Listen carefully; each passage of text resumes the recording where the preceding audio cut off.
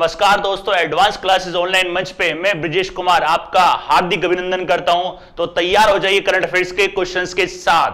अगर आप क्वेश्चंस को नोट करना चाहते हैं तो नोटबुक और पेन को ले लीजिए, क्योंकि आज कुछ बेहतरीन क्वेश्चंस के बारे में डिस्कस करेंगे। आइए देखते हैं करंट अफेयर्स के क्वेश्चंस। देखिए पहला क्वेश्चन, भारत ने किस देश के साथ आर्टिफिशियल इंटेलिजेंस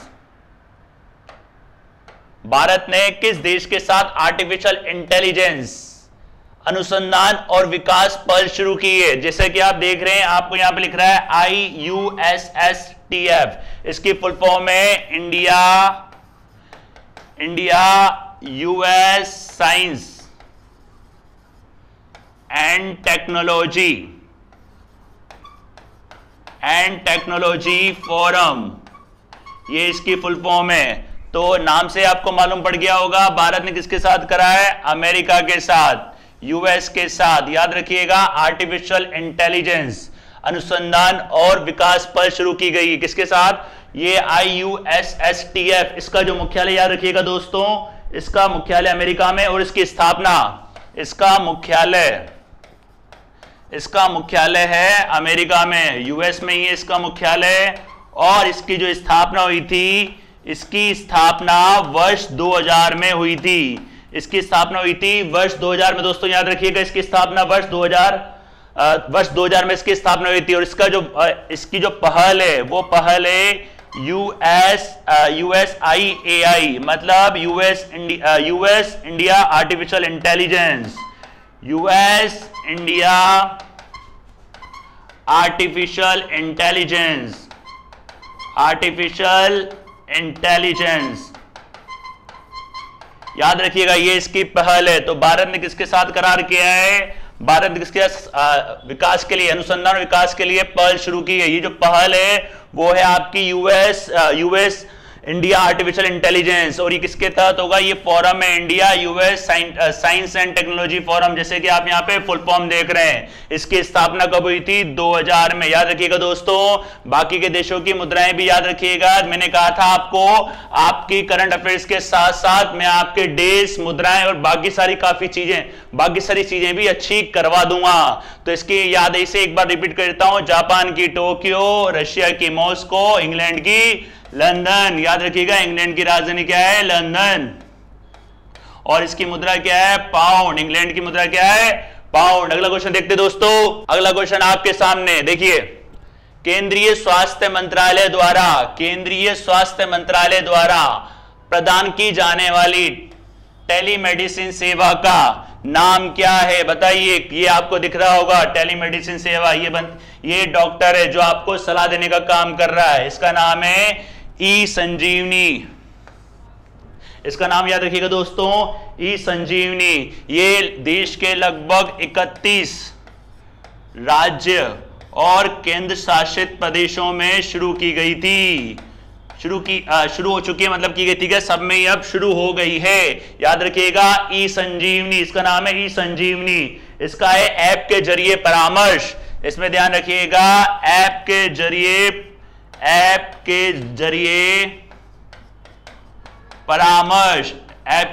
परामर्श। ये एक ऐप है जो आपको प्ले स्टोर से डाउनलोड करनी पड़ेगी और घर बैठे ही आप डॉक्टर से सलाह ले सकते हैं। कोविड के दौरान इसको लॉन्च किया गया था। याद रखिएगा, ई-संजीवनी। और सबसे ज्यादा जो परामर्श देने वाला इसमें स्टेट बना है, वो बना है तमिलनाडु। अब यहाँ पे बात चल रही है स्वास्थ्य मंत्रालय की, तो इसके बारे में भी आप याद रखिएगा। अभी अपने स्वास्थ्य मंत्री कौन है? हर्षवर्धन है अभी अपने। कौन? स्वास्थ्य एवं परिवार कल्याण मंत्रालय किनके पास है? हर्षवर्धन जी के पास। तो कौन सी ऐप है? ई-संजीवनी। इसका काम क्या है? सलाह, परामर्श। इसमें आप घर बैठे डॉक्टर से सलाह ले सकते हैं, ई-संजीवनी। अगला क्वेश्चन देखते हैं दोस्तों। अगला क्वेश्चन देखिए, अंतर संसदीय संघ इंटर पार्लियामेंट्री यूनियन का मुख्यालय कहां है? अंतर, जैसे कि आपको दिख रहा है, इंटर पार्लियामेंट्री यूनियन 1889। याद रखिएगा, 1889 इंटर पार्लियामेंट्री यूनियन 1889। इसमें इसका जो मुख्यालय कहां है? जिनेवा में। इसका मुख्यालय कहां है दोस्तों? जिनेवा में। जिनेवा, याद रखिएगा, जिनेवा। जिनेवा कहां पड़ता है दोस्तों? जिनेवा पड़ता है आपका स्विट्जरलैंड के अंदर। जिनेवा पड़ता है स्विट्जरलैंड में। पहले भी काफी मुख्यालय आपको बताए गए। जिनेवा के अंदर काफी सारे और भी मुख्यालय हैं, राइट दोस्तों, याद रखिएगा। इंटर पार्लियामेंट्री यूनियन, इसकी स्थापना हुई थी 1889 में। इसकी स्थापना हुई थी 1889 में। इसके जो सदस्य हैं, इसके सदस्य याद रखिएगा 179, लगभग 179 इसके सदस्य हैं, याद रखिएगा इसके बारे में 179। अभी जो इसके अध्यक्ष थे दुआर्ते पाचेको, इसके अध्यक्ष थे दुआर्ते पाचेको, दुआर्ते पाचेको, इसके अध्यक्ष थे दुआर्ते पाचेको, जो भी दिल्ली में आए हुए थे। दुआर्ते पाचेको, याद रखिएगा दुआर्ते पाचेको। इसका जो उद्देश्य है वो है शांति को बढ़ावा देने के लिए। इसका उद्देश्य है शांति को बढ़ावा देना। इस संगठन का शांति को बढ़ावा देना, शांति को बढ़ावा देना और राजनीतिक कूटनीति को बनाए रखना, इस तरीके से ये काम करता है, याद रखिएगा। तो क्या पूछा है इसके अंदर? इंटर पार्लियामेंट्री यूनियन का मुख्यालय कहां है? जिनेवा में। स्थापना कब हुई थी? 1889। याद रखिएगा दोस्तों, एग्जाम के अंदर करंट अफेयर्स के अंदर कुछ भी पूछ सकता है, क्वेश्चन को कैसे भी घुमा सकता है, तो आपको क्वेश्चन पूरी जानकारी के साथ याद होना चाहिए। इससे क्या होता है, करंट अफेयर्स भी अच्छी होगी और एक्स्ट्रा जानकारी भी आपको मिलेगी। कौन सा है? जिनेवा, याद रखिएगा 1889, राइट। अगला क्वेश्चन देखते हैं। साथ साथ इनकी मुद्राएं वो भी बता देता हूं। लंदन अभी मैंने आपको बताया था किसकी राजधानी है? इंग्लैंड की। लंदन किसकी है? इंग्लैंड की। नीदरलैंड मैंने आपको बताया था, अगर लास्ट लेक्चर आपने देखा हो तो नीदरलैंड के अभी प्रधानमंत्री बने। नीदरलैंड की राजधानी एम्स्टर्डम, एम्स्टर्डम, और करेंसी इसकी यूरो। नॉर्वे की राजधानी याद रखना दोस्तों, ओस्लो। नॉर्वे की है ओस्लो, ओस्लो। यहाँ की मुद्रा है क्रोन, मुद्रा है यहाँ की क्रोन, याद रखिएगा। अगला क्वेश्चन देखते हैं। भारतीय नौसेना ऑपरेशन संकल्प, भारतीय नौसेना ऑपरेशन संकल्प के तहत किस देश के साथ पासेक्स, पासेक्स इसका भारत का और भी देशों के साथ होता है। तो अभी हाल ही में जो हुआ था वो पासेक्स हुआ था आपका फारस की खाड़ी में, फारस की खाड़ी में, याद रखिएगा दोस्तों। अभी हुआ था हाल ही में फारस की खाड़ी में, फारस की खाड़ी पर, सॉरी, फारस की खाड़ी पर पासेक्स। इस देश का नाम जैसे आपको दिख रहा होगा ऑपरेशन संकल्प। कौन सी थी इसके अंदर? भारतीय नौसेना, इंडियन नेवी। भारतीय नौसेना ने इसमें हिस्सा लिया था, इंडियन नेवी ने, याद रखिएगा। और कौन सा आपको दिख रहा होगा? Bahrain, royal with royal Bahrain naval force, royal Bahrain, याद रखिएगा। बहरीन दोस्तों ये रहा बहरीन। बहरीन के साथ क्या करिए इसने? ऑपरेशन संकल्प के अंदर पासेक्स एक्सरसाइज में हिस्सा लिया है भारतीय नौसेना ने फारस की खाड़ी में, याद रखिएगा दोस्तों, फारस की खाड़ी में। उसके साथ साथ आपको दूसरे भी बताए गए थे, और कौन कौन से बताए गए थे? जैसे कि चीन के साथ, याद रखिएगा, defence exercise hand in hand, hand in hand, चीन के साथ याद रखिएगा, हैंड इन हैंड चीन के साथ की जाती है, हैंड इन हैंड, याद रखिएगा। और फ्रांस के साथ डेजर्ट नाइट, फ्रांस की याद रखिएगा दोस्तों, desert, desert knight, desert knight, France के साथ एक्सरसाइज। उसके अलावा कतर के साथ आपको बताई थी जैद अल बहर, जैद अल बहर बताई थी आपको, जैद अल बहर के बारे में बताया था, जैद अल बहर कतर के साथ। तो याद रखिएगा बहरीन के साथ साथ इनके साथ भी भारत की एक्सरसाइज होती है। चीन के साथ हैंड इन हैंड, फ्रांस के साथ डेजर्ट नाइट, कतर के साथ जैद अल बहर, याद रखिएगा दोस्तों। अगला क्वेश्चन देखते हैं। अगला क्वेश्चन, बीमा संशोधन विधेयक। आपको याद हो हाल ही में काफी विरोध चल रहा था बीमा के अंदर, एफडीआई को बढ़ाने के बाद इसका विरोध करा था कर्मचारियों ने, और इसके में भी हाल ही में देख लिया बीमा विधेयक 2021 में अनुसार बीमा क्षेत्र में नई एफडीआई, एफडीआई ध्यान रखिएगा, foreign direct investment, foreign direct investment, विदेशी प्रत्यक्ष निवेश, इन्वेस्टमेंट इसको बोलते विदेशी प्रत्यक्ष निवेश, विदेशी प्रत्यक्ष निवेश, याद रखिएगा एफडीआई। अभी हाल ही में आपको याद हो इंश्योरेंस के अंदर एफडीआई को बढ़ा दिया गया है, उसको एफडीआई को कर दिया है कितना 74%। कितना कर दिया गया दोस्तों 74। और पहले कितनी थी, पहले कितनी थी 49 को बढ़ा कितना कर दिया गया है 74%। इंश्योरेंस को रेगुलेट कौन करता है, IRDAI, इसकी फुल फॉर्म लिखिए insurance regulatory and development authority of India, IRDAI, insurance regulatory development authority of India, insurance regulatory development authority of India, authority of India, याद रखिएगा इसके बारे में। इसकी स्थापना हुई थी 1999 में और इसका जो मुख्यालय है वो है हैदराबाद, सभी प्रकार के बीमा कंपनियों पर नियंत्रण करने का काम करता है IRDAI, याद रखिएगा IRDAI। और आपको याद हो ये जो किया गया था, इसके बाद LIC के अंदर भी थोड़ा सा विरोध चल रहा था। LIC के बारे में बता देता हूं आपको। LIC ध्यान रखना, स्थापना हुई थी 1956 में। LIC का मुख्यालय है मुंबई में, LIC का मुख्यालय याद रखिएगा दोस्तों मुंबई में। इसके जो अध्यक्ष हैं वो हैं समार कुमार, इसके अध्यक्ष हैं समार कुमार, इसके अध्यक्ष हैं समार कुमार, इसके अध्यक्ष ध्यान रखिएगा LIC के समार कुमार। और IRDAI की याद रखिएगा सुभाष चंद्र कूटिया। IRDAI की अध्यक्ष बता देता हूं आपको सुभाष चंद्र कूटिया, राइट। तो दोस्तों ध्यान रखना, इस क्वेश्चन के साथ साथ आपको LIC के बारे में भी जानकारी होगी और IRDAI के भी बारे में भी जानकारी होगी। तो ध्यान रखिए कितनी कर दी गई है 74%, पहले कितनी थी 49%। देखो दोस्तों, करंट अफेयर्स का मेरा मकसद है करंट अफेयर को पढ़ाना नहीं, करंट अफेयर्स को समझाना। क्या होता है, पढ़ता तो हर कोई है लेकिन समझ के साथ पढ़ना और अपने माइंड में हमेशा के लिए उस करंट अफेयर्स को रखना, ये मेरा पर्टिकुलर उद्देश्य है। तो हमारे चैनल के साथ अगर आप नहीं जुड़े हैं तो आप जुड़ें और ज्यादा से ज्यादा लोगों तक इसको शेयर करें और इस पे कमेंट करें। अगर आपको कुछ लगता है तो इस पे कमेंट भी आप कर सकते हैं और चैनल को ज्यादा से ज्यादा सब्सक्राइब करें, राइट। अगला देखते हैं, अगला देखिए, हाल ही में नीति आयोग द्वारा क्लाउड कंप्यूटिंग पर छात्रों को प्रशिक्षित करने के लिए किस कंपनी के साथ साझेदारी की गई है। हाल ही में नीति आयोग द्वारा छात्रों को क्लाउड कंप्यूटिंग के लिए किस पर प्रशिक्षण के लिए, चाहें तो आप इसका स्क्रीनशॉट ले सकते हैं, कोई दिक्कत नहीं है।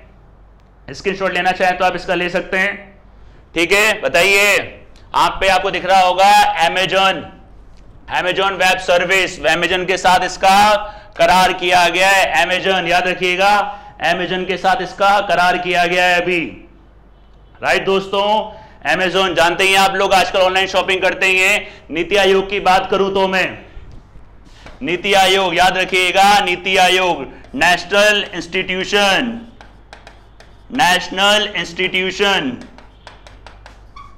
Institution for transforming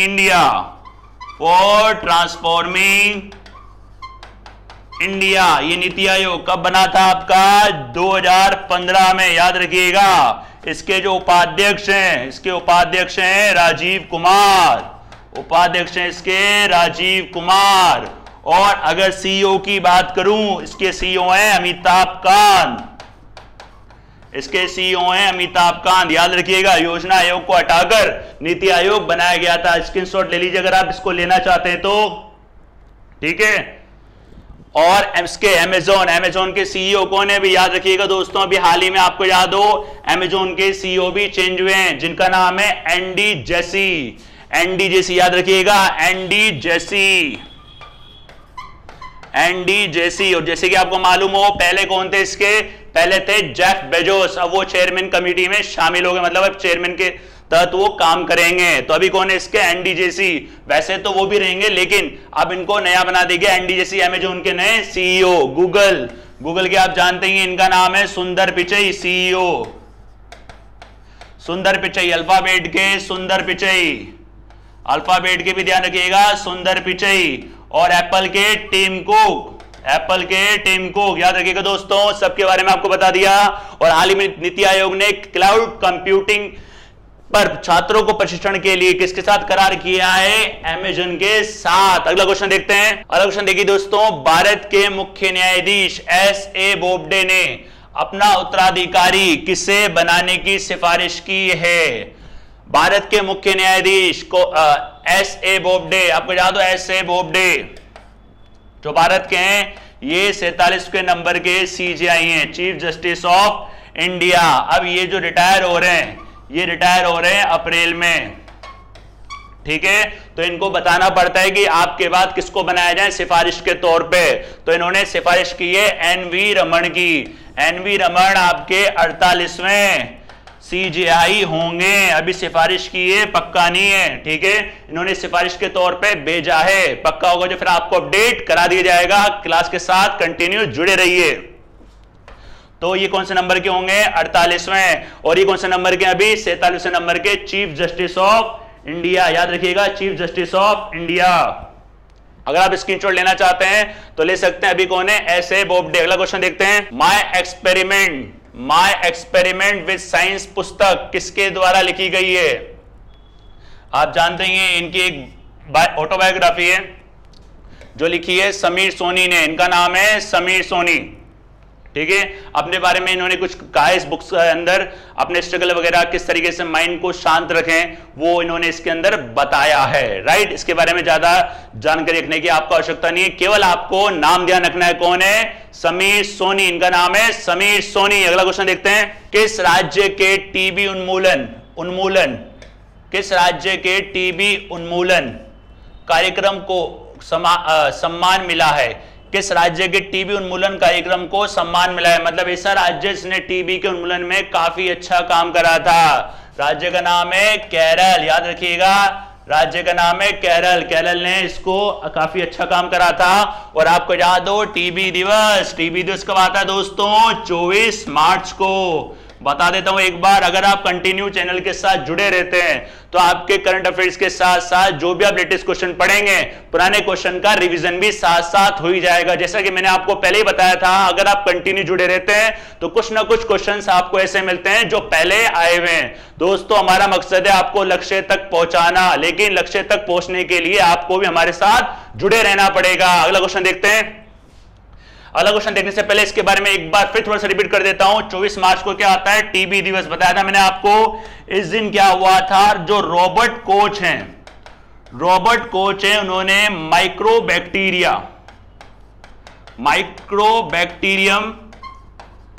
bacterium tuberculosis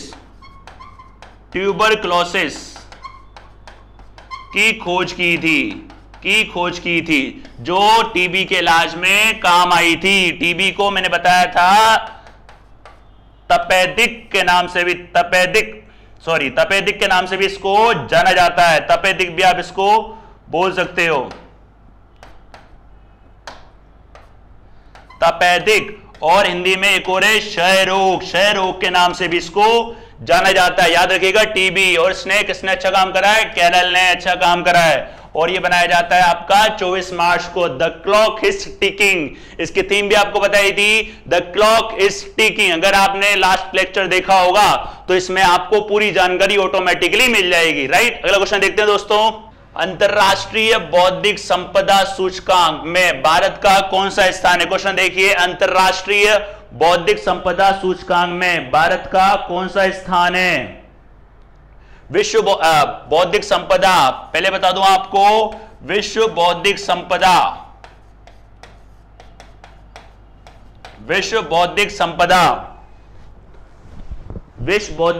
संगठन, इसका मुख्यालय याद रखिएगा दोस्तों, संगठन। इसका मुख्यालय कहां है? जिनेवा में। अभी हाल ही में आपको बताया था, जिनेवा में एक और संगठन बताया था मैंने आपको, जिनेवा में।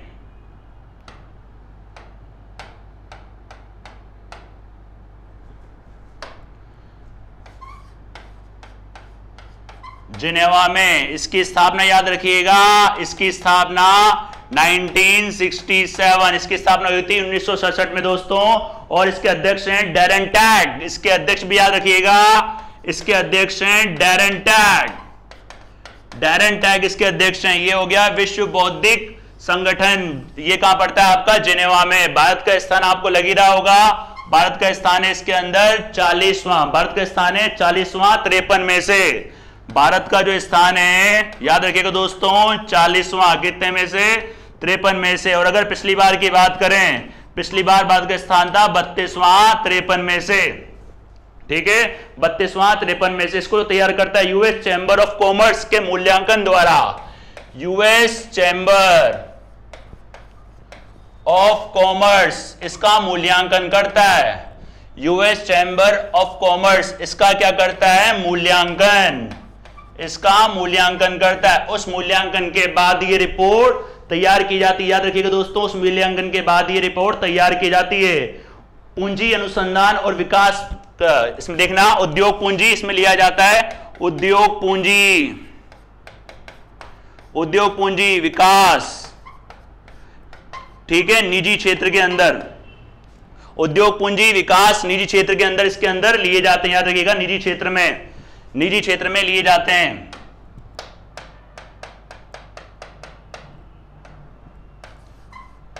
निजी क्षेत्र में कितना पैसा लगाया कोविड के दौरान लोगों ने उद्योग पूंजी और विकास के अंदर निजी क्षेत्र में, तो इसके अंदर इसकी गणना की जाती है और इसका मूल्यांकन करता है यूएस चैम्बर ऑफ कॉमर्स। इसका मूल्यांकन करता है। विश्व बौद्धिक संपदा संगठन का जो मुख्यालय है वो जिनेवा में, इसकी स्थापना हुई थी 1967 में और इसके अध्यक्ष हैं डैरेन टेग। याद रखिए किसके अध्यक्ष हैं? डैरेन टेग। ठीक है, इसके टॉप 5 बता देता हूं आपको। UK, USA, France, Germany. इसके जो टॉप 5 हैं वो बता देता हूं मैं आपको। UK, USA,